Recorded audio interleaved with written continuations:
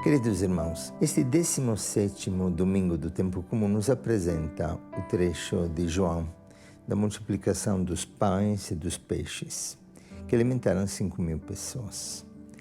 É interessante ressaltar que este trecho da multiplicação dos pães e dos peixes é presente em todos os evangelistas, um dos poucos trechos que os 4 evangelistas relatam da mesma forma.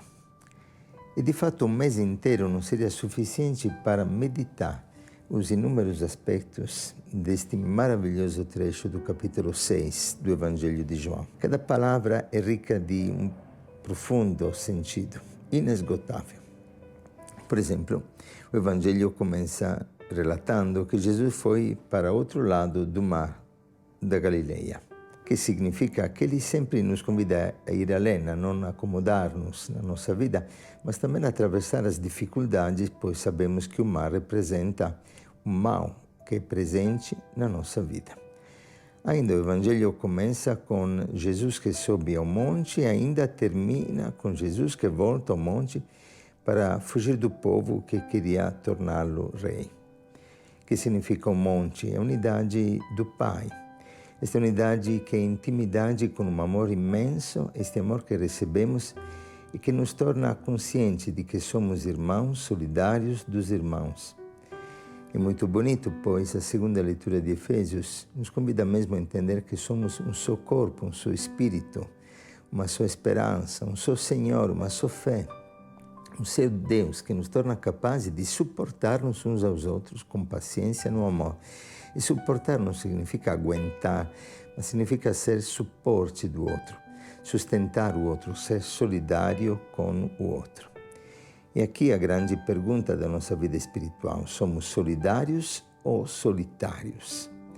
Nós procuramos a comunhão ou o isolamento, o individualismo, que nos torna cegos e indiferentes perante o sofrimento dos outros. Mas ainda, a simbologia dos números, 5 pães, 2 peixes. Os exegetas querem reconhecer na presença dos 5 pães a Torá, os primeiros 5 livros atribuídos a Moisés. E nos 2 peixes, alguns individuam os outros escritos históricos e proféticos do Antigo Testamento, como dizer que Jesus parte da riqueza da palavra para multiplicar uma novidade que é transbordante de amor na revelação do Evangelho. Outros, nos 2 peixes, individuam a presença de Moisés e de Elias, que deram respectivamente o maná. Elias também multiplicou a farinha e o azeite na casa da viúva de Sarepta. Podemos ver inúmeros sentidos. A criança, o convite a tornar-nos como crianças, livres, pobres, despojados. A relva, onde o povo se acomoda, que nos lembra do Salmo 23, Yahvé, o meu pastor, nada me faltará. Em verdejantes pastagens me faz descansar e sobre águas tranquilas me conduz. E ainda diz que prepara para mim um banquete diante dos inimigos, diante da dificuldade da vida, vencendo fome e sede. Uma sede, uma fome que vai muito além da sede da fome material. E finalmente, o sentido eucarístico desta multiplicação, que é bem evidente: Jesus toma o pão, dá graças ao Pai e logo reparte o pão para os irmãos. É belíssimo também no sentido desses pedaços que se recolhem em forma de 12 cestos, como 12 eram as tribos de Israel, 12, um novo Israel, alicerçado nos apóstolos, que também são um convite a fugir desta civilização do desperdício e da exclusão social. Não por acaso, recentemente, o Papa nos lembrava que temos no mundo hoje 820 milhões de pessoas que passam fome e 830 milhões de pessoas que sofrem por causa de obesidade. Não podemos ficar indiferentes perante o sofrimento de tantos irmãos, pois a nossa indiferença realmente mata. É belíssimo também ver a referência aos 12 cestos que representam as 12 tribos de Israel, mas também os 12 apóstolos, os apóstolos do novo Israel, desta novidade que torna a vida uma vida de alegria no Santo Evangelho da caridade. Dos tantos aspectos que poderíamos sublinhar, alguns vale a pena colocar em foco neste momento para a nossa meditação. A primeira coisa, fazer o possível com Deus significa experimentar um Deus que fará o impossível para nós. Todos os milagres sempre exigem uma postura ativa. O Senhor nunca poderá realizar o milagre sem a nossa participação. Ele nos quer protagonistas da salvação. E quando agimos com o Senhor age conosco, surpreendendo-nos continuamente.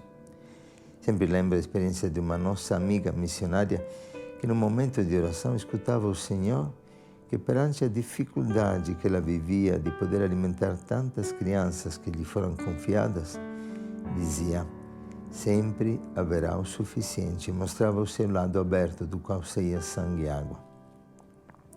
Sempre, quando sonhamos com Deus, Deus torna realidade o nosso sonho e dará o suficiente para alimentar os irmãos que Deus confia ao nosso cuidado.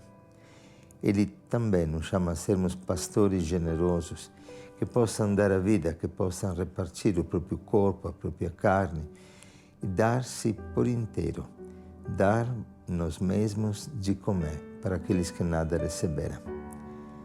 Nesse tempo, estamos sonhando com a cidade da misericórdia, um bairro para poder acolher os irmãos que viveram na rua, que se recuperaram nas nossas casas, mas que não têm família e que precisa de um ambiente sadio onde reconstruir a própria experiência, a própria caminhada de filhos de Deus e reencontrar a dignidade de filhos.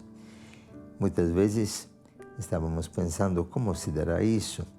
O projeto prevê 321 casas para acolher no futuro 1.500, quem sabe 2.000 pessoas que se viram privados do mínimo necessário para viver e, sobretudo, de uma família, de um lar, de um aconchego humano que devolvesse a eles a alegria de serem filhos de Deus.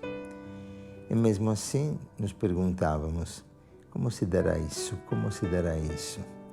Aí, de repente, me ligou a mãe de uma criança chamada Giovanna, que tem apenas 9 anos de idade e que disse para a mãe, que é uma das voluntárias do comitê que nos ajuda a planejar a realização da Cidade da Misericórdia: mãe, eu quero ajudar o Padre Henrique. Eu quero dar a minha economia. E deu tudo o que tinha guardado das pequenas doações que recebeu pelo aniversário e outras oportunidades. Eram R$153. Quando eu recebi este dinheiro, era um momento que não sabia mesmo como proceder. E de repente senti o Senhor que me dizia: Henrique, não esqueça daquela criança que entregou 5 pães e 2 peixes. Pude alimentar 5.000 pessoas através da generosidade daquele menino. Você também vai conseguir. E a semana seguinte chegou a doação da primeira das 321 casas ecológicas que agora estamos começando a construir. A primeira leitura também nos conta de Eliseu, que com alguns pães de cevada e trigo novo pode alimentar 100 pessoas. Quando nós fazemos o possível, Deus faz o impossível.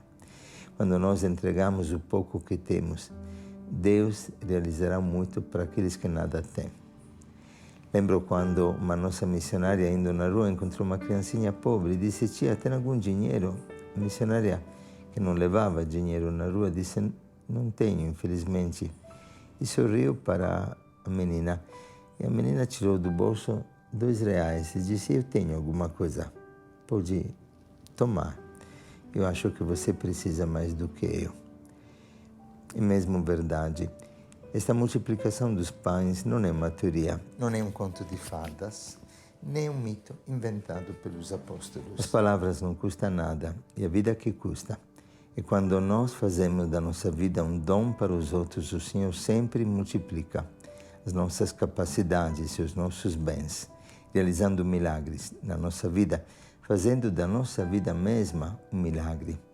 Por isso que o Senhor dizia: dai-lhes vós mesmos de comer. Dar-nos por inteiro, dar-nos sem reservas. E Deus realizará um milagre transbordante. Terá também sempre sobras para recolher. Sempre dizemos que ninguém é tão pobre que não tenha algo para doar, nem tão rico que não tenha algo para receber. E na nossa experiência, é interessante experimentar que talvez mais se enriqueçam os ricos que doam e quanto não recebam os pobres que precisam. Quantos irmãos que viviam na riqueza, na indiferença, às vezes olhando os pobres como um perigo, como inimigos dos quais defender-se, que de repente ficaram com o coração contagiado pelo vírus da misericórdia, pois o bem também contagia, não apenas o Covid. O Deus do impossível realizou na nossa vida tantas vezes verdadeiros milagres de multiplicação dos bens. E nós somos testemunhas, não podemos negar aquilo que vimos, aquilo que ouvimos. Vimos várias vezes, fisicamente, o alimento sendo multiplicado para os jovens que vinham para encontro, e mesmo com poucas centenas de pães conseguimos alimentar milhares de jovens e ainda sobrou. E o fato mais simpático aconteceu em Heliópolis durante uma evangelização, quando uma missionária começou a evangelizar um grupinho de crianças e, lembrando que tinha 10 chocolates na bolsa, dividiu pela metade e colocou em cima de um prato, cobrindo com um pano para poder dar no fim da pequena catequese. Mas quando terminou, eram mais de 40 crianças que estavam presentes e ela, sabendo que não ia ser suficiente para todos, disse: bom, criança, então agora podemos ir, mas as crianças não esqueceram do chocolate, gritaram: tia, o chocolate. E aí ela suplicou ao Senhor que não deixasse aquelas crianças desiludidas. E em oração começou a distribuir os pedacinhos de chocolate que não terminavam. E quando terminou de distribuir, ainda no prato, estavam 10 pedaços de chocolate. É muito bonito experimentar, como sempre, que o nosso Deus é o Deus do impossível, quando nós faremos o possível na nossa vida. Desejo que cada um de nós, neste domingo, experimente aquela alegria, pois há mais alegria em dar do que em receber.